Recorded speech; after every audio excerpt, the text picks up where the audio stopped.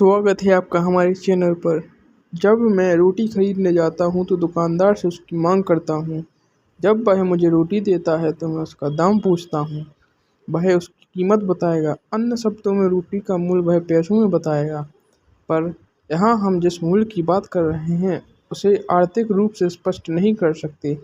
आर्थिक या राजनीतिक शब्दावली में जिस मूल्य की हम बात करते हैं उससे तात्पर्य किसी वस्तु की उपयोगिता से है जिसका आदान प्रदान पैसे के बल से संभव है। पर कोई व्यक्ति झूठ नहीं बोलता, हमेशा सच कहता है तो उसकी ईमानदारी का बड़ा मूल्य होता है। हम अपने काल के प्रारंभ से ही कई मूल्यों की शिक्षा पाते आ रहे हैं।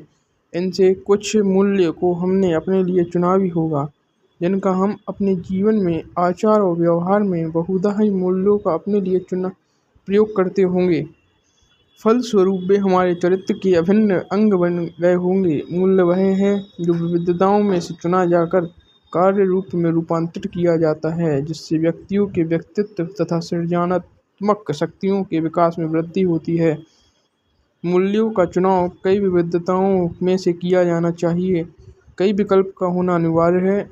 अनेक संभाव्यताओं में चुनाव होना है। यदि ऐसा न हुआ तो वह मूल्य नहीं कहला सकता। उदाहरणार्थ, भोजन करना या ना करना मूल्य नहीं बन सकता, क्योंकि कोई भी बिना भोजन के नहीं रह सकता। फिर भी भोजन करने का तरीका एक मूल्य बन सकता है।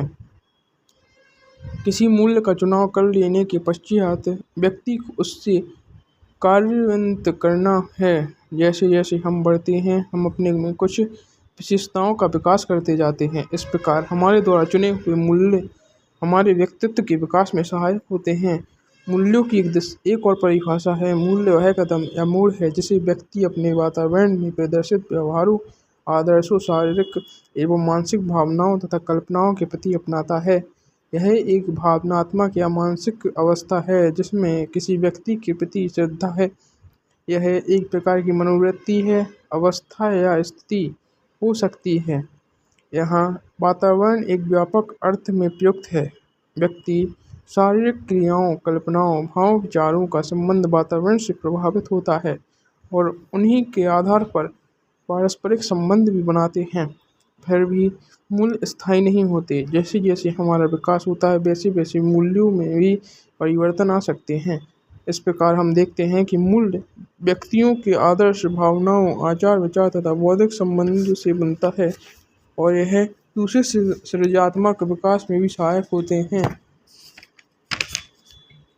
रथ हार्मन और साइमन अपनी पुस्तक मूल्य तथा शिक्षा में मूल्य की परिभाषा देते हैं। उनके अनुसार मूल्य के 7 पक्ष पहलू हैं। इनमें से एक का भी अभाव हो तो मूल्य नहीं बन सकता। इन 7 पहलुओं को 3 भागों में वर्गीकृत किया गया है: चुनाव, कद्य करना और कार्यान्वित करना। संक्षेप में रथ हार्मन और साइमन की परिभाषा मूल्य से संबंध निम्न प्रकार बताता है: स्वतंत्र पूर्वक चुनना, कई विकल्प में से चुनना, हर विकल्प के परिणामों पर अच्छी तरह से विचार करने के बाद चुनना, अपने चुनाव से खुश और संतुष्ट होना, अपने चुनाव को खुले रूप से प्रकट करने की तैयार रहना, चुनाव के अनुसार कार्य करना, निर्धारित ढांचे के अनुसार कार्य को बार बार दोहराना। मूल्य वह है जिसका चुनाव हो और कि स्वतंत्र चुनाव हो। इस बात की अपेक्षा की जाती है कि व्यक्ति में विभिन्न विकल्पों की अवधारणा हो। मूल्य निर्धारण में व्यक्ति का व्यक्तित्व, उसका चारित्रिक गठन तथा साहसिक प्रकृति व स्वभाव आवश्यक घटक है। चुनाव एक तरह से सृजनात्मक कार्य है, इसलिए हमें अपने चुनाव पर आनंद होता है और उस मूल्य का हम सम्मान करते हैं। भविष्य में भी हमें अपने चुनाव पर गर्व होगा और उससे कभी लज्जित नहीं होंगे। हम बार बार इस मूल्य के अनुसार कार्य करेंगे। कोई बात मूल्य या मूल्य नहीं है। इसका निर्धारण निम्न प्रकार से किया जाता है: क्या यह मूल्य अनेक प्रकार से चुना गया है? क्या हमने इन विकल्पों को परिणाम पर अच्छी तरह से ध्यान दिया है? क्या हमारे दैनिक आचरण में प्रकट हो रहा है? क्या बार बार हम इस मूल्यों का अनुसार कार्य करते हैं? क्या हम अपने चुनाव से प्रसन्न हैं? क्या हम सर्वसाधारण के समक्ष उस पर दृढ़ रहने को तैयार हैं? क्या यह मूल्य हमारे विकास में सहायक हैं? सुनील कक्षा 10 का छात्र है। उसे ईमानदार या बीमार रहने का चुनाव करना था।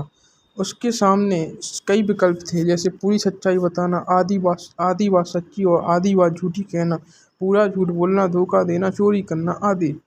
सुनील जानता था कि यदि वह झूठ बोलेगा तो कई बार झिड़कियों से बच सकता है, इसी प्रकार बेईमानी की परीक्षा भी पास कर सकता है, चोरी करके धन बढ़ा सकता है। वह ये भी जानता है कि एकदम सत्यवादी बनने का परिणाम ईमानदारी और सच्चाई होगी, जबकि झूठ, चोरी तथा धोखे से सफलता, धन और कीर्ति अर्जित की जा सकती है।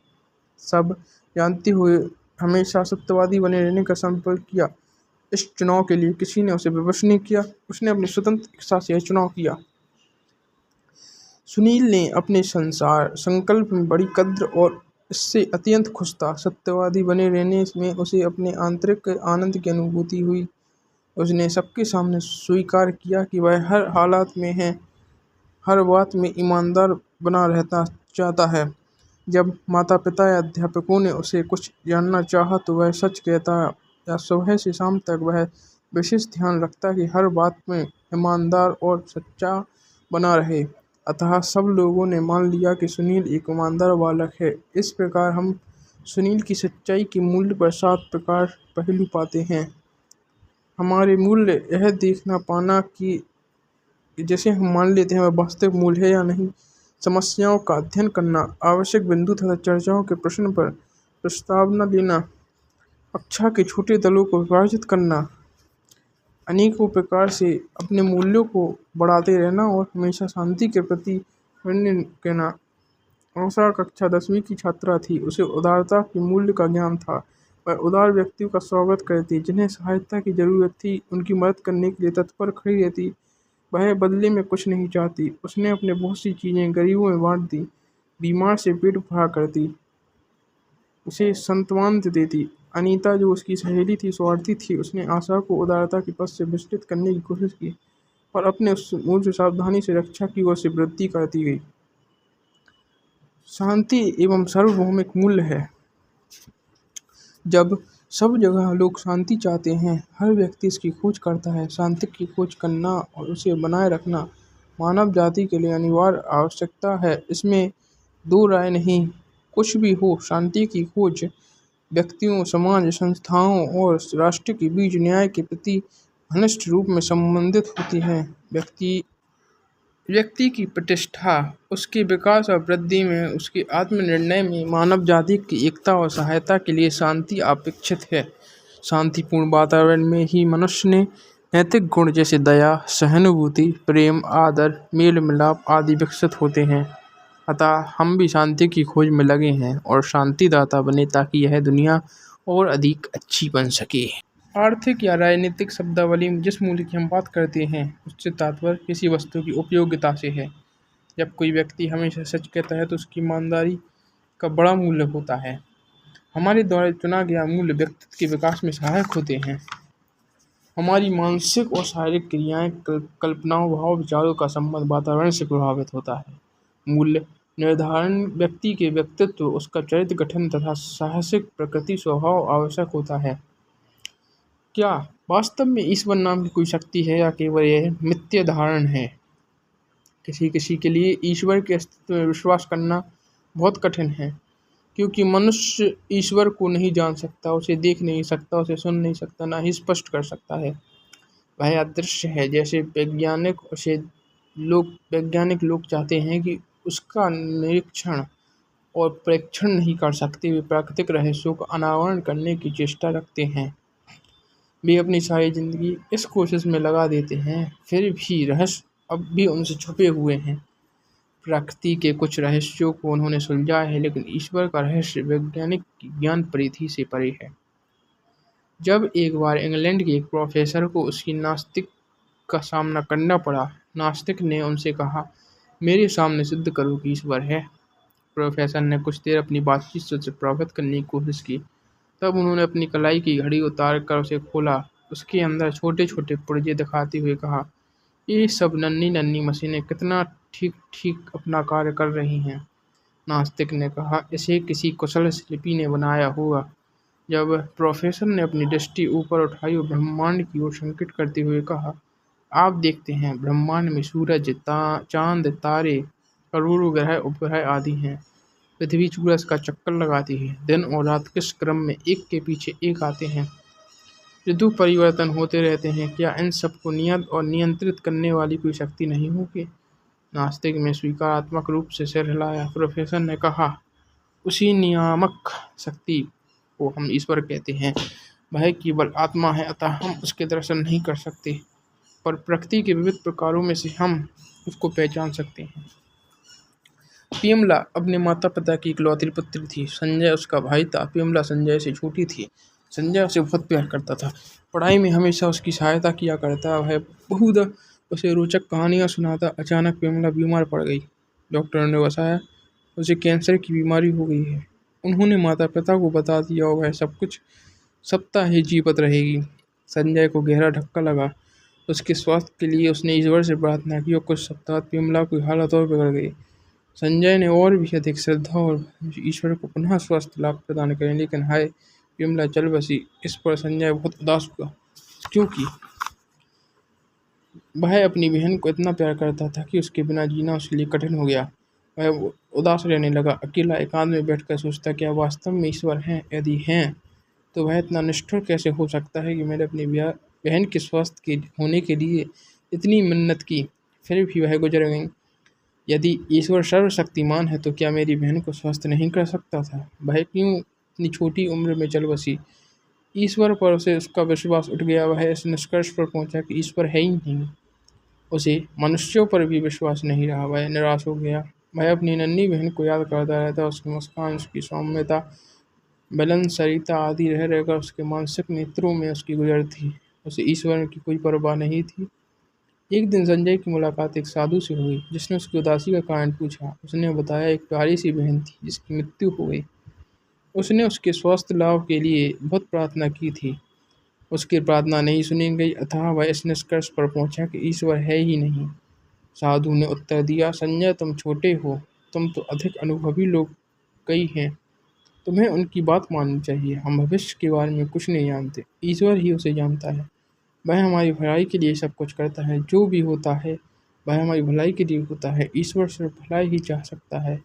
सब में एक ईश्वर की योजना होती है। जन्म, मरण, सुख, दुख, बुराई, भलाई सब ईश्वर की योजना के अंतर्गत आते हैं। वर्षा अच्छी है और मूसलाधार बारिश हानिकारक होती है, सिर्फ इसलिए ही कि तुम्हारी बहन नहीं रही। तुम्हें ऐसा नहीं सोचना चाहिए कि ईश्वर नहीं है।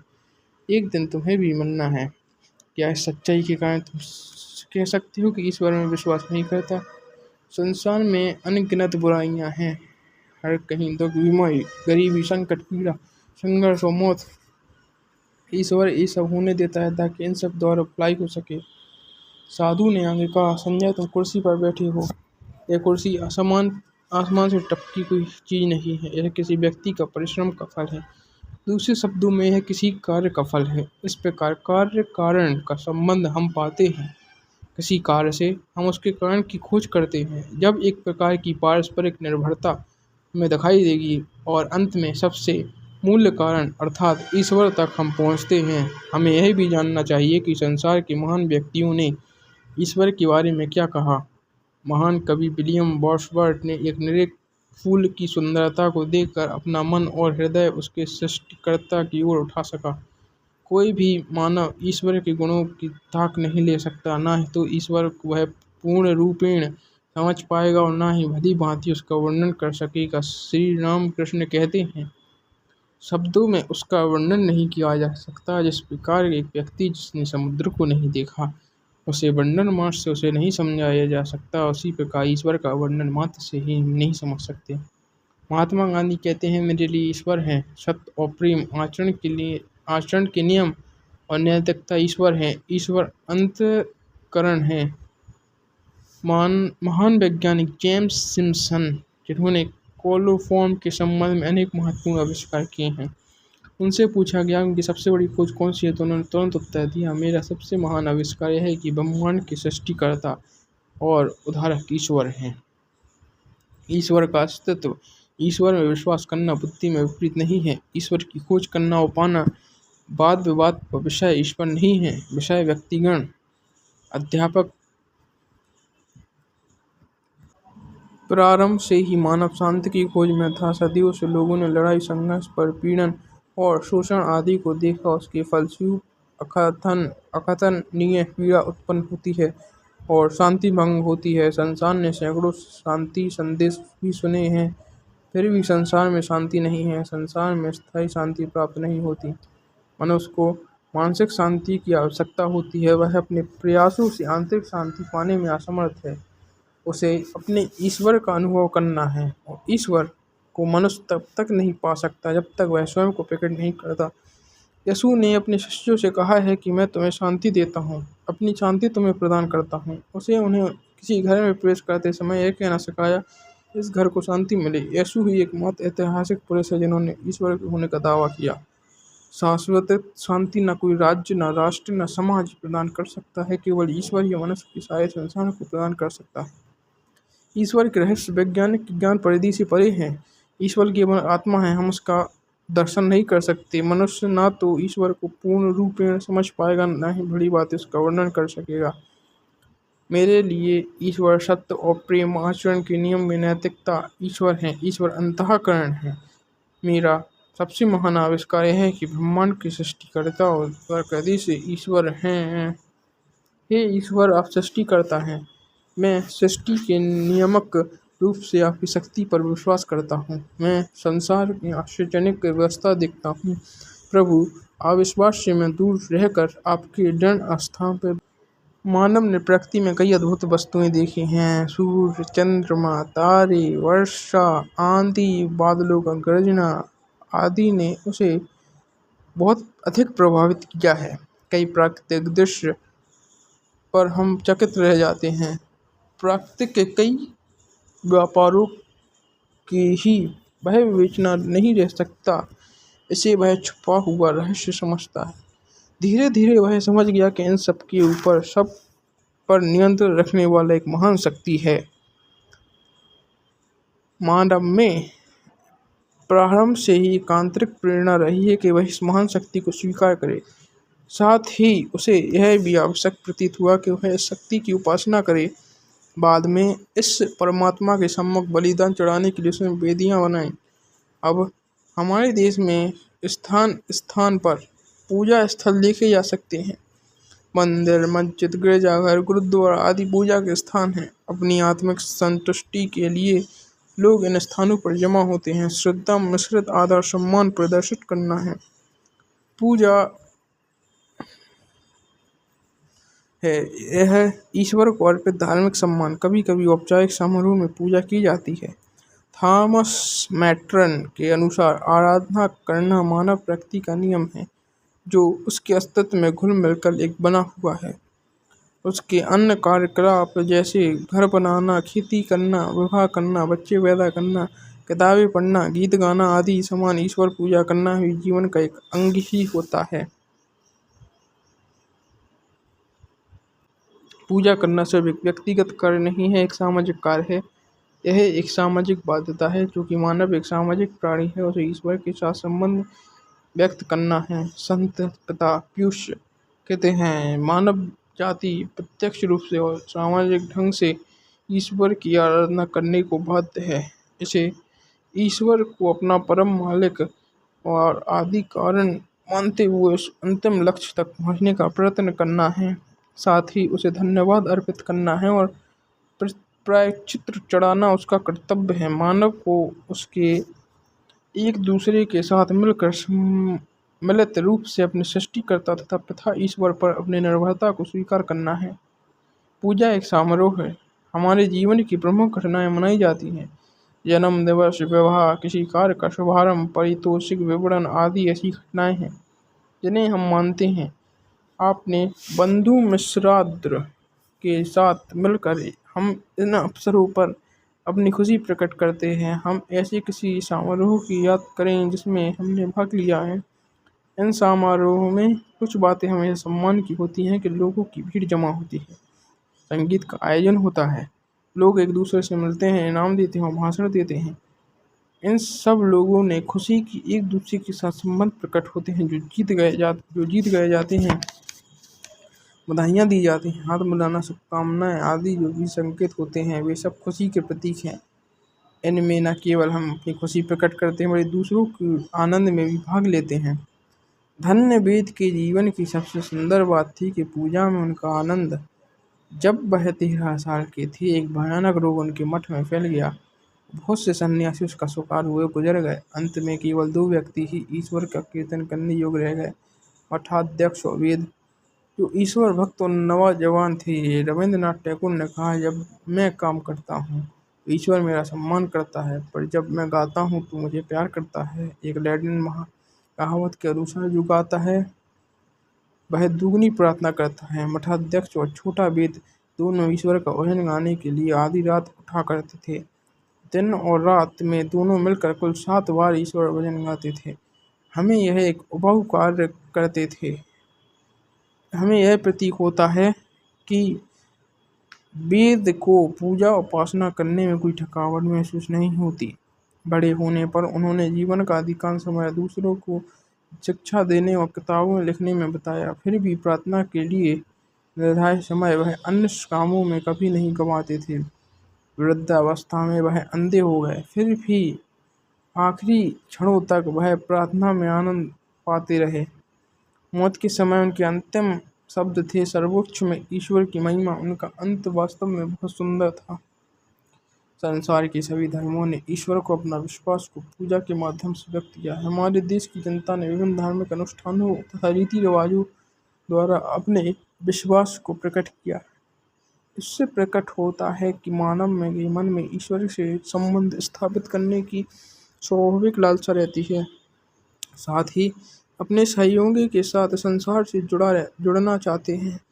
विभिन्न धार्मिक कृत्यों, प्रार्थनाओं, संकेतों तथा रस्मों के द्वारा वह यह संपर्क स्थापित करते हैं। ईश्वर के प्रति मानव का संपूर्ण अनुभव ही पूजा है।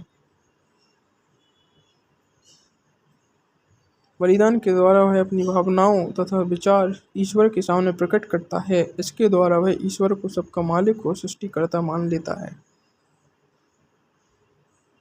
ईश्वर हमारे लिए जो कुछ भी है ईश्वर हमारे लिए जो कुछ है उसके लिए वह उसकी आराधना करता है, और जो कुछ ईश्वर लेता है, ईश्वर हमारे लिए जो कुछ है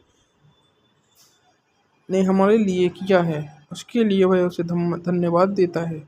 यही क्रम निरंतर जारी रहता है। उसे जैसा प्यार करना चाहिए वैसा करने में जो कमियां रह गई हैं उसके लिए वह क्षमा याचना करता है। जैसा प्यार करना चाहिए वैसा करने में जो कमियां रह जाती हैं और भविष्य में अच्छा कार्य करने के लिए सहायता मांगता है। ईश्वर को बलिदान चढ़ाने से मनुष्य का ईश्वर के साथ तथा उन सब के साथ संबंध गहरा होता है जो उसे बलिदान में भाग लेते हैं। प्रत्येक धर्म में पूजा के अलग अलग ढंग हैं। यह दूसरे की अपनी अपनी संस्कृति से जुड़ा हुआ है। अलग अलग संस्कृति, भाषा और दस्तूरों का प्रभाव पूजा के तरीकों पर पड़ता है।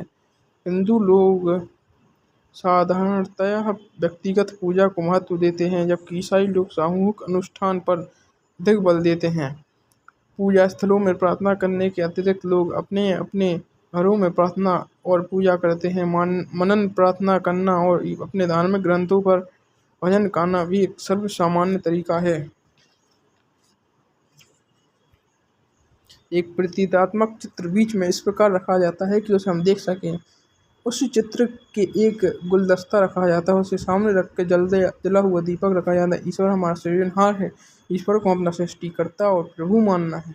ईश्वर को अपनी निर्भरता को स्वीकार करना, उसके जीवन में आश्रय रखना है। प्रार्थना सभा, दीपक, प्रतीकात्मक चित्र, फूल आदि।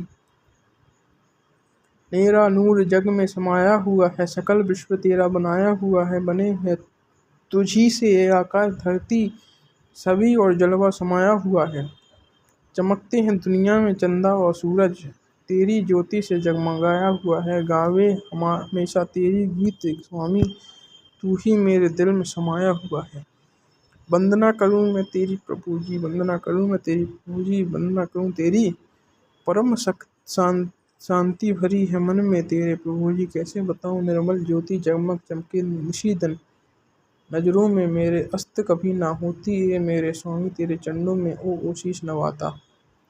अमर जीवन देने वाले प्रणाम तुम्हें 100 बार, उतल तेरी महिमा गाता एक मन होकर स्वामी। कैसे सुहानी बेला है स्वामी, तेरे चरणों में ओ शीश नवाता। फिलीपाइंस प्रोटेस्टेंट गिरजाघरों का सबसे बड़ा संघ एनसीसीपी हर वर्ष सितंबर के दूसरे हफ्ते में बच्चों का सप्ताह मनाता है।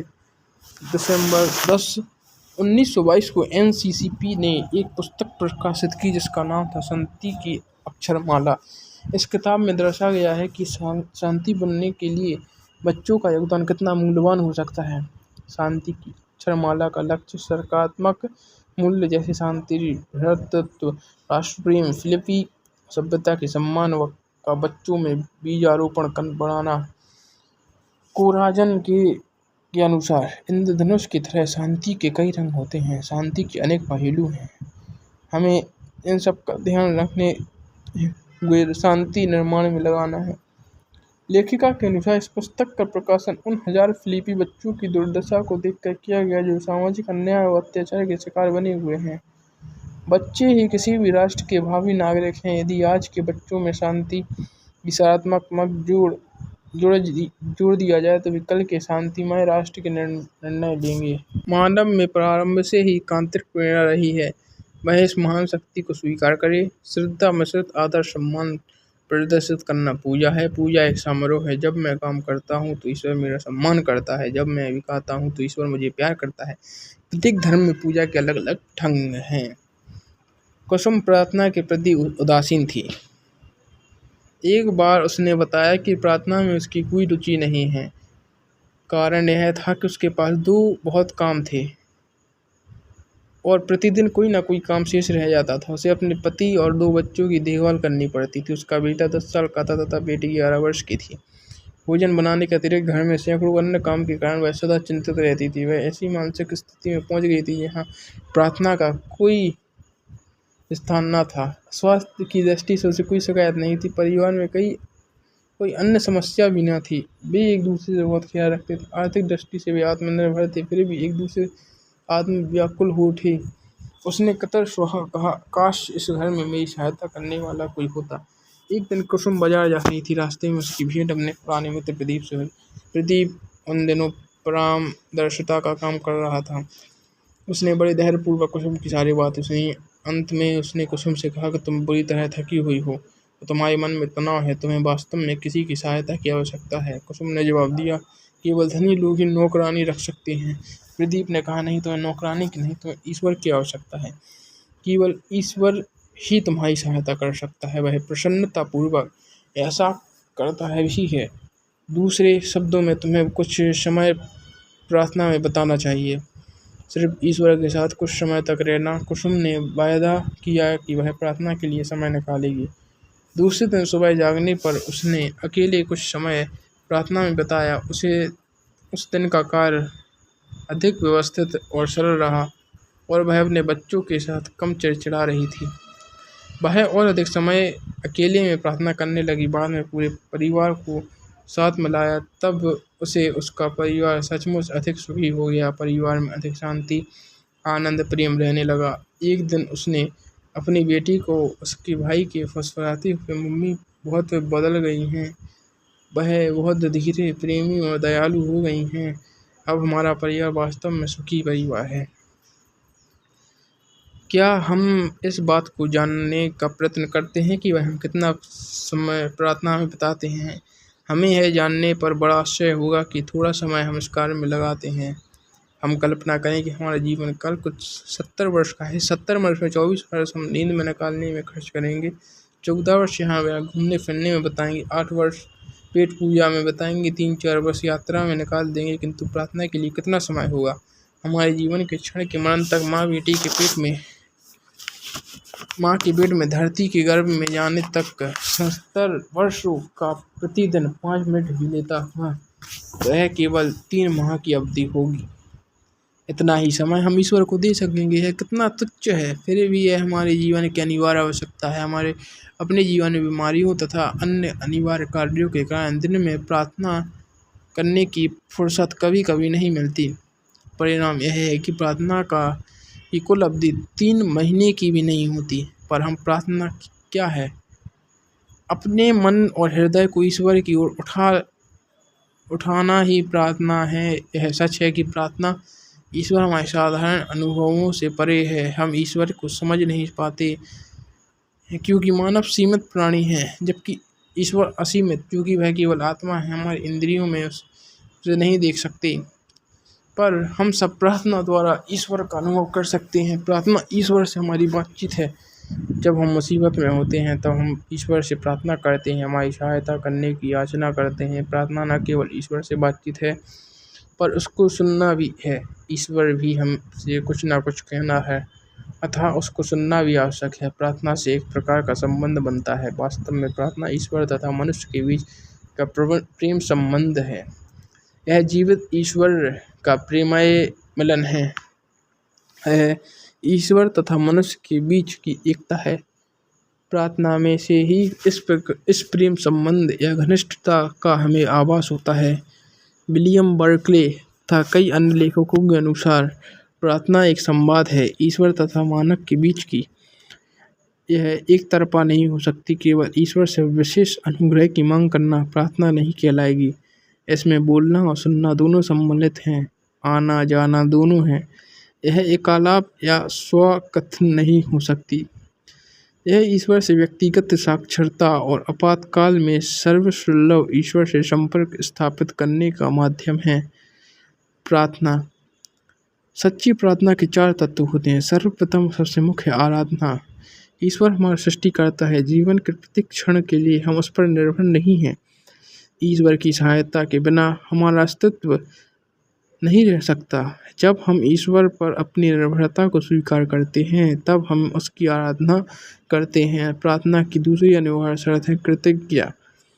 जीवन के प्रत्येक दिन हम ईश्वर की सहायता पाते हैं, हमें बहुत से विशेष अनुग्रह प्राप्त होते हैं। वह अपनी अद्भुत विधान और ईश्वर की हम में से प्रत्येक की देखभाल करता है। यह स्वाभाविक ही है कि हम न केवल ईश्वर के प्रति कृतज्ञ रहें और अपना धन्यवाद उसे अर्पित करें। तीसरी बात है बहुधा हमें अपने पापों तथा कमजोरियों के कारण ईश्वर का अपराध किया है, प्रेम की और ईश्वर का अपराध किया, अतः हमें अपने पापों का पश्चाताप करते हुए दुख प्रकट करना चाहिए और ईश्वर के प्रेम की ओर लौट आना चाहिए। यही सुधार या पश्चाताप है। अंत में दैनिक जीवन में ईश्वर की सहायता की बड़ी आवश्यकता है। ईश्वर हमसे यही चाहता है कि हम उससे सहायता याचना करें। प्रार्थना हमारी आवश्यकताओं के लिए जरूरी है। महान लोग अपना अधिक समय प्रार्थना में व्यतीत करते हैं। साधु संत लोग सारा समय ईश्वर के साथ एकता में रहते हैं। यीशु ने कई रातें प्रार्थना में बिताई हैं। मदर टेरेसा उनकी सिस्टर दिन में 3 से 4 घंटे प्रार्थना में बिताती हैं। प्रार्थना काल का समय वे प्रार्थना में गुजारती हैं। महात्मा गांधी सप्ताह में एक दिन प्रार्थना के लिए अलग रखा था। बड़े बड़े संतों ने साधु महात्माओं के जीवन में प्रार्थना की महत्ता और आवश्यकता को समझ सकते हैं। प्रार्थना से हमारे जीवन में शांति, आनंद और प्रेम आ जाते हैं, अतः प्रार्थना करने के लिए समय निकालना चाहिए। मेरा प्रार्थना जीवन का महत्व और आवश्यकता को समझना, अपने प्रार्थना जीवन को पहचानना। मनोवृत्ति परीक्षण। प्रत्येक छात्र को जिसमें 10 प्रस्ताव के हर एक साथ के 3 विकल्प दिए हुए हैं। आपके विचार में प्रार्थना क्या है? ईश्वर की ओर अपना हृदय उठाना। प्रार्थना का उद्देश्य शांति पाना होता है। प्रार्थना के लिए हम जो समय खर्च करते हैं वह कुछ भी नहीं है। दूसरों के लिए अपनी सलाह। प्रार्थना के लिए कोई समय अलग से ना रखें।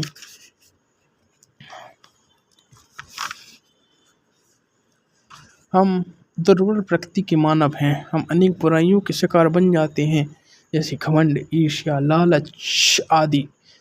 फलस्वरूप हमारी आत्मा अशुद्ध होती है। प्रार्थना में हमारे लक्ष्य प्राप्ति के लिए हमें इन बुराइयों से दूर रहना है।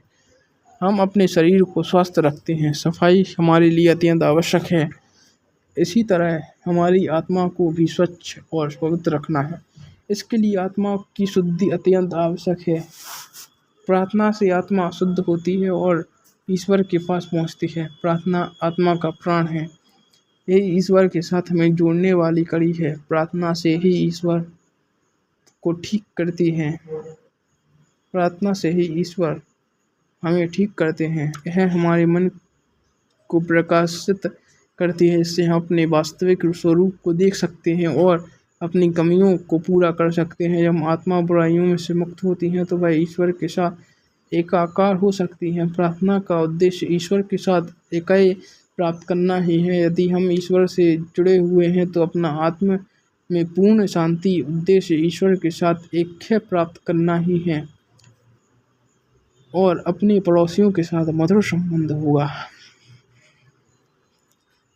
महात्मा गांधी ने एक बार कहा है, प्रार्थना मेरे जीवन का एक मूलधन है जिसके बिना मैं कब से पागल होंगी और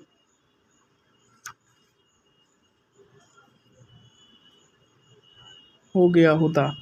मेरी आत्मकथा से स्पष्ट है कि व्यक्तिगत भी सामाजिक जीवन में मुझे किन किन कटु अनुभवों का सामना करना पड़ता है जिनके कारण मैं कभी कभी निराश भी हो गया हूँ, पर यदि मैं उससे मुक्त हो सका हूँ तो आत्मा में शांति का अनुभव कर सका हूँ तो वह केवल प्रार्थना के कारण ही है। संत ऑगस्टिन के अनुसार आत्मा को तब तक शांति नहीं मिलेगी जब तक वह ईश्वर में विनम्र ना पाले। वास्तव में प्रार्थना शांति की ओर हमें अग्रसर करती है। अपने मन और हृदय को ईश्वर की ओर उठाना ही प्रार्थना है। प्रार्थना ईश्वर तथा मनुष्य के बीच प्रेम संबंध है।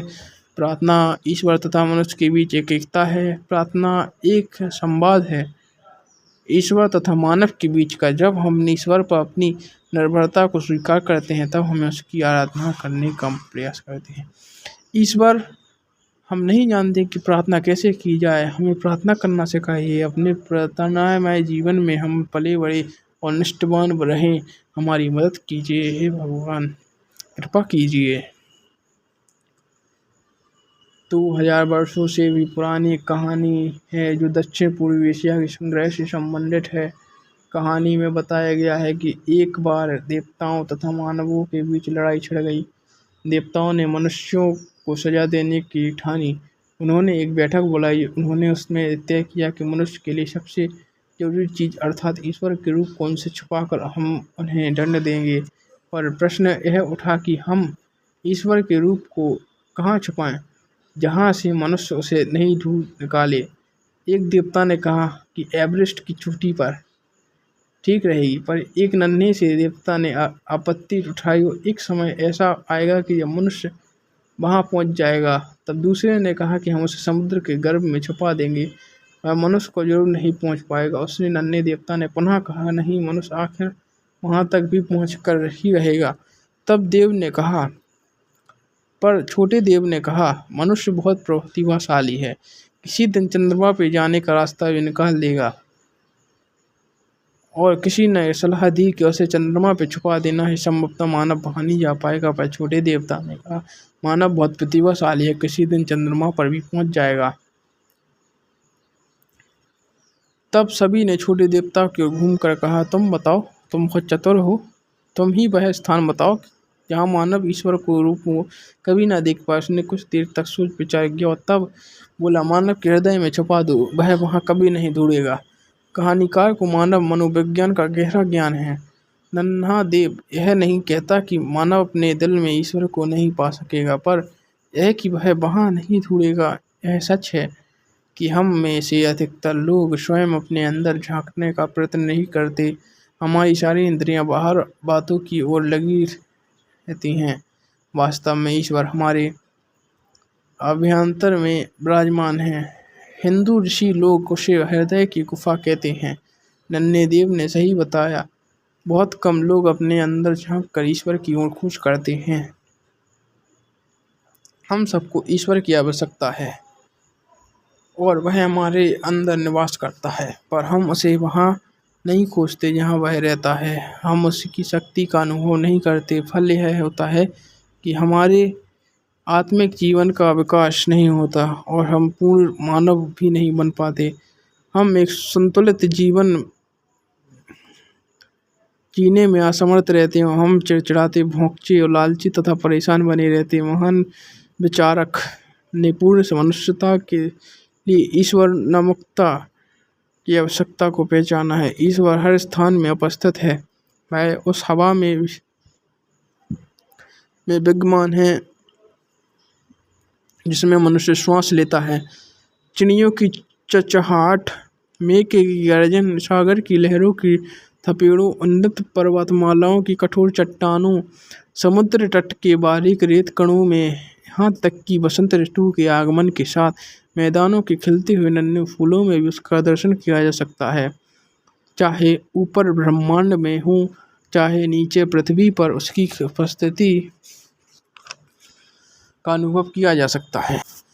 का अनुभव नहीं किया जा सकता है। सूर्य, चंद्र, तारों, ग्रहों तथा नक्षत्रों का क्या ही समस्त ब्रह्मांड का संचालन वही करता है।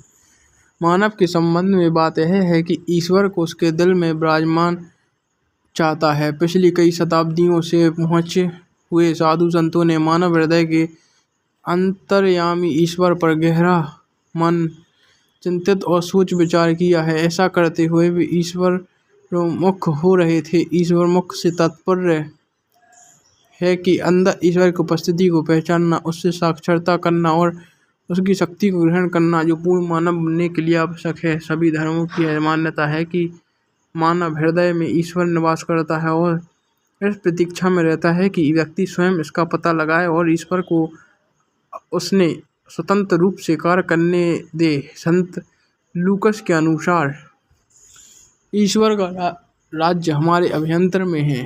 अंतर्यामी परमात्मा का पता लगाने के लिए हमें अपने एक आरामदायक स्वस्थ आसन ग्रहण करें, तब मन तथा हृदय के सारे तनाव और दबावों में से स्वयं को मुक्त कर लें। तब अपने मन और हृदय को स्वच्छ करें। सोच, बात और कार्य में निस्वार्थी बने, न आत्म केंद्रित होने की प्रकृति से मुक्त पाएं। शीघ्रता पूर्वक बल प्रयोग से या जल्दबाजी में कोई कदम न उठाएं, बल्कि तनाव रहित, मुक्त व सरल वातावरण में सब कुछ करने की आदत डालें, क्योंकि ईश्वर से मिलने के लिए शांतिपूर्ण दिशा अत्यावश्यक होती है।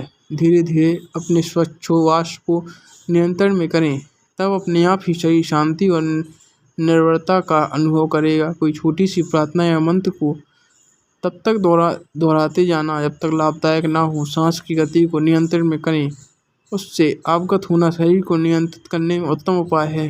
अपने अंतर्यामी परमात्मा के समीप जाते समय हमें अपनी कमजोरियों तथा अपराधों का बोध होना चाहिए। एक बार एक गुरु ने अपने शिष्य से कहा, अपने श्वासोच्छ्वास पर सारा ध्यान केंद्रित करो। तब गुरु ने आगे कहा, यह कल्पना करो कि सांस खींचते समय तुम ईश्वर को अपने अंदर ग्रहण करते हो। सांस लेते तथा छोड़ते हुए इस तत्व को अवगत हो जाओ। इस अभ्यास से ईश्वर के पाने में सफल हो गया। अपने अंदर बैठाने की यात्रा बहुत लंबी होती है। रास्ते में अनेक मुसीबतों का सामना भी करना पड़ता है। ईश्वर मुक्ति में सबसे बड़ी बाधा व्यक्तियों का अहंकार या घमंड है। ईश्वर विनम्र हृदय में निवास करता है। घमंडी अपने अहंकार के कारण ईश्वर को स्वीकार नहीं करता। उसी प्रकार घमंडी के दिल में ईश्वर निवास नहीं कर सकता, क्योंकि उसके दिल में स्वार्थ भरा हुआ है। उसने और किसी के इसलिए स्थान नहीं होता। ईश्वर प्रेम है। प्रेम रहित व्यक्ति के हृदय में वह निवास नहीं कर सकता। जो व्यक्ति अपने पड़ोसी को प्यार नहीं करता, वह ईश्वर को भी प्यार नहीं कर सकता। प्रेम रहित व्यक्ति और ईश्वर का साथ साथ नहीं रह सकते। इसी प्रकार स्वार्थी मनुष्य स्वयं को तथा उसकी आवश्यकताओं को महत्व देता है। बुरी आदतों जैसे धूम्रपान, पेटूपन, कामुकता या अन्य ऐसी ही असंयमी आदत ईश्वर प्राप्ति के मार्ग में बाधक हैं। कई अन्य दुर्गुण होते हैं, जैसे ईर्ष्या, क्रोध, डर आदि, जो हमें ईश्वर के पास जाने से रोकते हैं। घृणा और हृदय की कठोरता एकदम भारी अवरोध है, जो प्रार्थना की मार्ग में आते हैं। प्रार्थना ईश्वर की ओर ध्यान केंद्रित करने के लिए अनिवार्य शर्त है।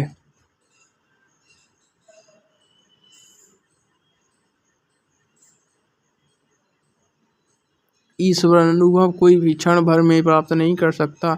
बड़े धैर्य और अध्यवसाय और आत्मनियंत्रण के फलस्वरूप ही मनुष्य ईश्वर से प्रकाश तथा उसका अनुभव कर सकता है। जब यह प्राप्त होगा कि मनुष्य के सामने गहरी मानसिक शांति, एकता और प्रेम का चित्र खुलता है, जिससे वह दूसरों को भी वही प्रेम और शांति प्रदान करने में समर्थ हो जाए।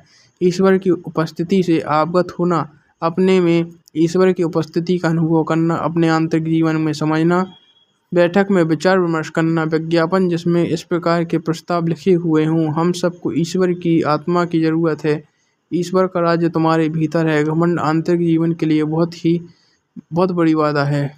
विद्यार्थी गोलाई में अर्धवृत्ताकार में बैठेंगे, बिना किसी तनाव के आराम से कार्य आगे बढ़ाएंगे। एक छात्र इश्तहार पर लिखे गए वाक्य को पढ़ेगा, सभी छात्र उसके संबंध में अपना अपना विचार प्रस्तुत करेंगे। हर एक के विचारों को उसका कथन का विस्तार किया जाएगा, पर कोई बात विवाद नहीं होगा। इस कथन का पूरा अर्थ निकलेगा। यह प्रक्रिया जारी रहेगी। जब दूसरा इम्तिहान लिया जाएगा, उसी तरह ऐसे निकलते रहेंगे। अंत में छात्रों को जो कुछ उन्होंने देखा और सुना है उस पर मन का समय दिया जाएगा, और तब वह अनुभव लिखेंगे और आगे बढ़ाएंगे। संयुक्त राष्ट्र के प्रथम महासचिव डॉग हैमरशोल्ड के अनुसार शांति की आवश्यक शर्त है आध्यात्मिकता। शांति एक ऐसी चीज है जो बाहर प्रकट होने के पहले मनुष्य के हृदय में होनी चाहिए। वास्तव में शांति की उत्पत्ति मानव के मन में होती है। यदि हम सचमुच शांति के लिए इच्छुक हैं तो हमें अपने हृदय के अंतरम में उन्हें खोजने और पाना है। मानवता के संबंध में यह निर्बाध सत्य है कि वह सब नर नारी शांति और सद्भाव की कामना करते हैं। इस सार्वजनिक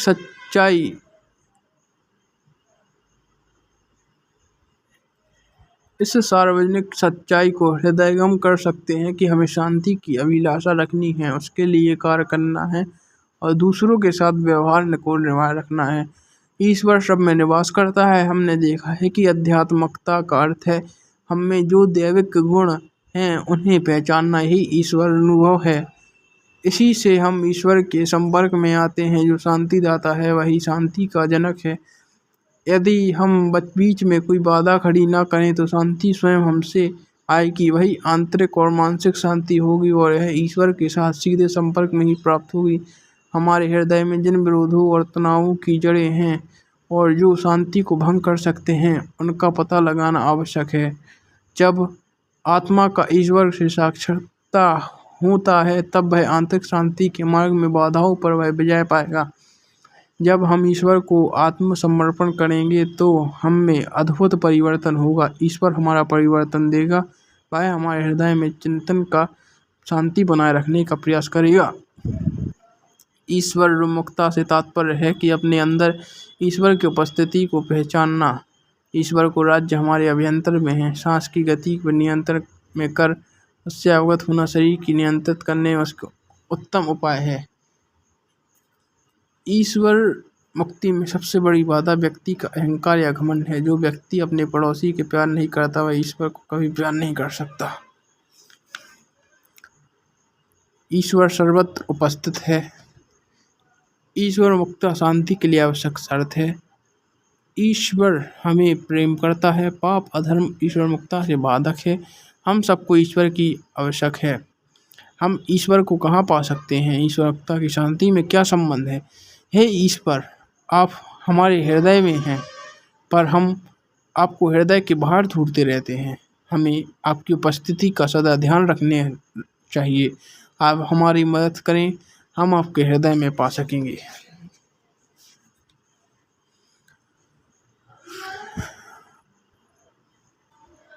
अनिल और सुनील दोनों निकट के पड़ोसी थे। कभी कभी अनिल के माता पिता उसे साथ लेकर सुनील के घर जाया करते थे। सुनील ने माँ बाप को सुनील के साथ अनिल के घर जाते थे। तब अनिल और सुनील दोनों एक दूसरे से मिलते थे। धीरे धीरे दोनों में एक दूसरे को पसंद करना लिया। वे एक दूसरे के घर खेलने के लिए जाने लगे। माता पिता ने खेलने से मना नहीं किया। जब वे 4 वर्ष के हुए, दोनों को पास के एक स्कूल में प्रवेश मिला। वे दोनों संग संग स्कूल जाते और लौटते थे। शुरू में आते जाते समय आपस में बहुत अधिक नहीं बोलते थे, पर बाद में वे अपनी सहपाठियों, अध्यापकों तथा खेलों में विषय से बातचीत करने लगे। जब कोई मुसीबत में या तकलीफ में होता तो वह दूसरे के पास सहायता मांगने ज़्यादा उससे प्रोत्साहन और मार्गदर्शन पाता था। यदि एक बीमार पड़ता तो दूसरा उसे सांत्वना देने पहुंच जाता। वे एक दूसरे के भाव, विचारों व मतों में सहभागी होने लगे। अपनी आकांक्षाएं तथा दोष में भी एक दूसरे से बताते थे। अंत में उनके बीच में कोई भी गुप्त बात शेष नहीं रही। दोनों एक साथ पढ़ रहे थे। इस तरह 11 वर्ष गुजर गए और दोनों 10वीं कक्षा में पहुंचे। दोनों एक विभाग में थे, दोनों बड़े प्यारे थे, एक आपस में प्रेम भरा व्यक्तिगत संबंध था। ये घनिष्ठ मित्र थे, दोनों एक दूसरे को प्यार करते, मुश्किलों का निवारण करते। वह अपने सहपाठियों से भी इन्हें आदर्श मित्रों की संज्ञा ली जाती थी। अपने जीवन में हम भी कई घनिष्ठ मित्रों के संपर्क में आए हैं। हमने भी उनकी आत्मीयता का अनुभव किया होगा। पर आत्मीयता क्या है? आत्मीयता एक घनिष्ठ है, निकट का और प्यारा भरा संबंध है जो दो व्यक्तियों के बीच होता है। यह एक प्यारा व्यक्तिगत संबंध है। यह व्यक्ति का किसी अन्य विशिष्ट व्यक्ति के साथ अपनी गहरी संवेदनाओं, आशाओं, अभिलाषाओं, उत्कंठताओं तथा दोषों को भी बांटने तथा उनकी अपेक्षाओं, उत्कंठताओं, अभिलाषाओं में मनोभाव से अपने अपनाने की क्षमता है। आत्मीयता ही मानव हृदय की सबसे उदार भावना है। यह मित्रता का सरताज है और जीवन की सबसे मूल्यवान भेंट है। 100 से भी अधिक पुस्तकों के रचित काका कालेकार का कथन है, मैं अपने जीवन का मूल्य इस बात से नहीं आंकना कि मैंने कितनी किताबें लिखी हैं, कितने भाषण दिए हैं या कितने इनाम जीते हैं, पर इस बात से कि कितनों ने दिल मुझे स्थान मिला है, कितनों को आत्मीयता का मैंने अनुभव किया है। इस प्रकार हम देखते हैं कि जब दो व्यक्तियों की घनिष्ठता है तो वे आपस में एक दूसरे की अनुभूतियों, भावनाओं तथा विचारों का आदान प्रदान कैसे करते हैं। जब में इससे अधिक आनंददायक बात नहीं हो सकती कि किसी मित्र के समक्ष हम खड़े हों कर कहें कि मैं तुम्हें प्यार करता हूँ। अपने मित्र के साथ अपने जीवन को बांटना, अपने आप को सामने प्रकट करना, प्रेम से उसकी बातों को सुनना, स्वीकार करना, इसी की घनिष्ठता, निहित घनिष्ठता के आधार पर प्रेम और स्नेह है। वार्तालाप या आपसी संवाद के बिना घनिष्ठता नहीं हो सकती। प्यार भी सफलदायक और व्यावहारिक होना चाहिए। प्यार को प्रकट करना घनिष्ठता के लिए अत्यावश्यक है। यदि हम केवल कार्य ही करते हैं तो प्यार कम हो जाएगा। प्यार के लिए अभिव्यक्ति, आदान प्रदान, शब्द, आश्वासन, कार्य ही करते रहें आदि की जरूरत है। प्रेम बारंबार नहीं खबरों पाने चाहता है। प्रेममय कार्यों की अपेक्षा प्रेमपूर्ण शब्द अधिक महत्वपूर्ण है। यदि कोई अपने विचार, अनुभव, डर, प्रतीक्षाओं, सफलताओं, असफलताओं, सुख दुख, पूर्व काल की स्मृतियाँ, चिंताएं, योजनाएं, कल्पनाएं, कुठनताएं सब कुछ प्रकट करता है, तभी अपने मित्र से कह सकता है कि मैंने तुम्हें सब कुछ बता दिया। दोनों इस प्रकार अपनी अपनी सब बातों के आदान प्रदान करने में सक्षम हैं। वे आसानी से एक दूसरे के साथ आपसी वार्तालाप कर सकते हैं। प्रत्येक की अपनी समस्याएं, कठिनाइयाँ, चिंताएं, आकांक्षाएं रहती हैं। व्यक्ति स्वयं इन सब का समाधान ढूंढने निकलने के समर्थ नहीं होगा। ऐसी परिस्थिति में आपसी वार्तालाप बहुत जरूरी है। सौहार्दपूर्ण बातचीत से मन हल्का होता है। वह चिंताओं, उत्कंठाओं तथा भय को भगा देता है और अपने घनिष्ठ मित्र पर पूर्ण आशा और भरोसा रखने का अवसर देता है। आत्मीयता मन का एक ऐसा भाव है जो एक व्यक्ति या वस्तु के प्रति मन का भाव या स्थिति है। एक अध्यापक की मनोवृत्ति हो सकती है जब वह अपने छात्र के साथ स्वयं के संदेह, उत्कंठता या आशाएं प्रकट करने को तैयार हो तथा वह छात्र उसमें सहभागी हो सकता है। उसी तरह छात्र भी पूर्ण विश्वास के साथ अपनी इच्छा, अभिलाषाएं अपने अध्यापकों के या सहपाठियों के सम्मुख प्रकट करने को तैयार हो सकते हैं। इस प्रकार मनोभाव हम अपना सकते हैं, अध्यापक को सम्मुख प्रकट करने को तैयार हो सकते हैं। अध्यापक को अपने विद्यार्थी की घनिष्ठता के व्यवहार की प्रतीक्षा करना चाहिए, उसे प्रोत्साहित भी करना चाहिए।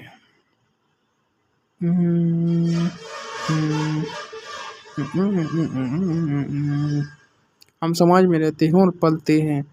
हम एक दूसरे की सहायता करते हैं, एक दूसरे को निर्माण करते हैं। फिर हम एक के साथ हमारा एक सा संबंध नहीं हो सकता। हमें दूसरों की अपेक्षा किसी की सहायता की आवश्यकता जरूरती होती है। सामाजिक घनिष्ठता की ऐसी जीवन में महत्वपूर्ण भूमिका है। इससे जीवन में सरल हो जाता है। सामाजिक घनिष्ठता वह ऐसे जीवन में महत्वपूर्ण भूमिका है जिससे जीवन सरल हो जाता है, और सामाजिक घनिष्ठता वह क्षमता है जिससे व्यक्ति अपनी आशा, अभिलाषा, डर व संदेह को अपनी ओर अधिक सरलता से बांट सकता है। उनकी अपेक्षा जिनसे वह मानसिक तल पर बातचीत कर सकता है। व्यक्ति स्वयं तत्पर होने चाहिए कि सामाजिक घनिष्ठता के माध्यम पर से उसी की असलियत प्रकट हो और इस प्रकार उसकी स्वतंत्रता में वृद्धि हो। दूसरा सहयोगी यदि अपनी परिमितियों के कारण मित्र की सहायता करने में असमर्थ है तो घनिष्ठता का महत्व ये नहीं रह जाता कि एक बार कहीं दो मित्र रहते हैं, कई वर्षों में भी घनिष्ठ मित्र बन गए थे। यह बात निर्विरोध सत्य के पास यह सूचना भेजी कि भी घनिष्ठता रूपी फूल के खिलने की लंबी साधना अनिवार्य है। इन दोनों मित्रों में से एक ने दूसरे के पास यह सूचना दी, तुम्हारे हर कार्य में साथ दूंगा, मैं तुम्हारी आवश्यकताओं में सहायता करूंगा, मैं तुम्हारे सारे उन्नति को संयोगी बनाऊंगा, तुम्हारे परिश्रमों में तुम्हें प्रोत्साहित करूंगा, मैं तुम्हारे हृदय के भावों को समझूंगा, तुम जैसे हो वैसे ही तुम्हें प्यार करूंगा। तो उपयुक्त शब्दों में आत्मीयता है उससे व्यक्ति को ही पंक्तियों में आजीवन उन्हें अपने पास सुरक्षित रखा है। आत्मीयता का पोषण किया जाना है, उसका विकास तथा प्रोत्साहित होते रहना है। घनिष्ठता की और कदम बढ़ाने वाले को अपने मित्र के सामने खुली पुस्तक के समान होना है। कोई भी संदेह या भ्रम को मन में स्थान नहीं देना है। उसे व्यवहार कुशल, कोमल तथा मधुर होना है। साथ ही स्थिर मन व स्पष्टवादी भी होना है। उसे ना तो दूसरों पर अधिकार जताना है और ना ही आश्रित रहना है। एक दूसरे पर बिना कोई दबाव डाले अपने ही ढंग से दूसरे के प्यार करना है। कब पीछे हटना है और कब आगे बढ़ना है, इसका उसे ज्ञान होना चाहिए। इस प्रकार दोनों की घनिष्ठता बढ़ती रहती है। घनिष्ठ मित्र बनना मित्रता के लिए आवश्यक शर्तों को जान लेना जरूरी होता है। एक एक प्रश्न पूछ लिया जाता है तो व्यक्तिगत सकारात्मक शांति है, सामाजिक नकारात्मक शांति है।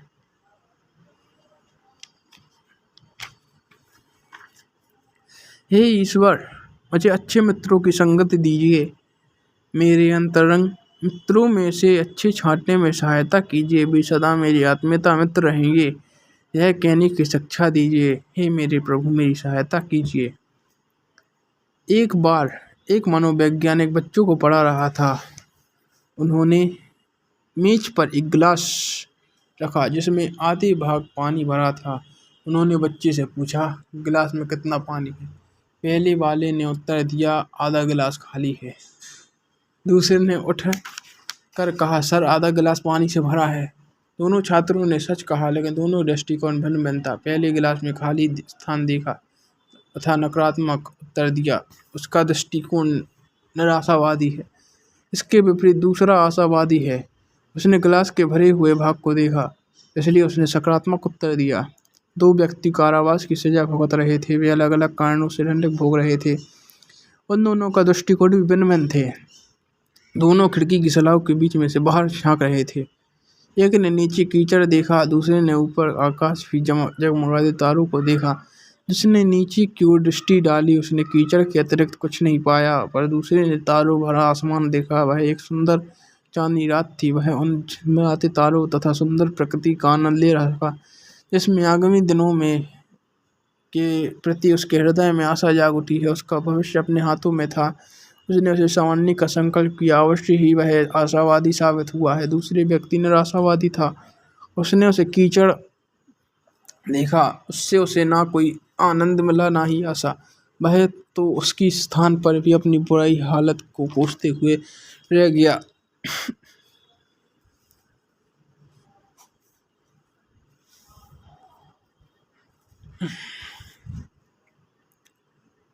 आशावादी व्यक्ति सदैव जीवन के उज्ज्वल पक्ष का प्रदर्शन करता है और साहसपूर्वक जीवन में आगे बढ़ता है। इसके ठीक विपरीत निराशावादी व्यक्ति जीवन में अंधेरा ही पाता है और उसका मन दृष्टिकोण नकारात्मक होता है। हम हर वस्तु में अच्छाई पाने के लिए आदत को ही आशावाद कहते हैं। आशावाद व्यक्ति जीवन में महान कार्यों का कामना करता है, वह अपनी क्षमताओं पर विश्वास रखता है और तदंतु सद्गुणों की कदर करता है, उनकी कमियों को नज़रअंदाज करता है और तथा उनके साथ मिलजुल कर कार्य करता है। वह दूसरों की प्रशंसा करता है और उन्हें प्रोत्साहन देता है। वह संतुष्ट और खुश रहता है।